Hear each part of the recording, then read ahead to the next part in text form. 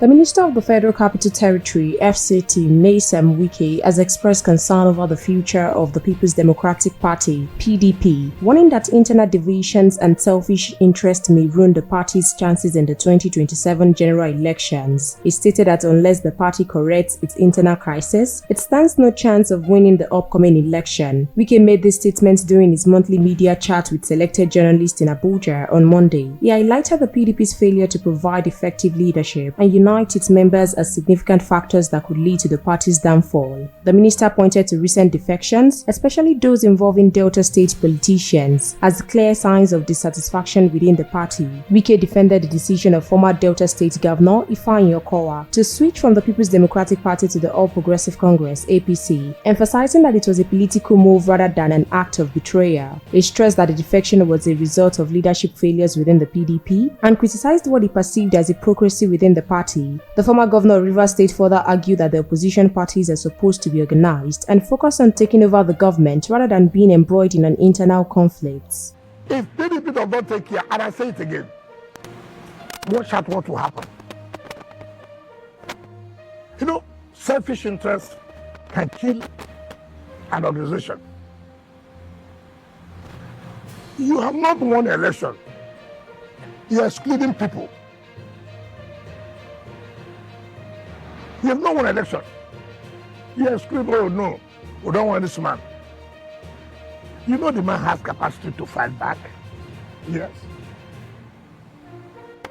Now, what is happening? Let's tell ourselves the simple truth now. Why there will be an impression? Let's tell ourselves the simple truth. In 2023, we told the party, look, it is in our constitution, it's in our tradition. When these people take chairman, people go for a presidential candidate.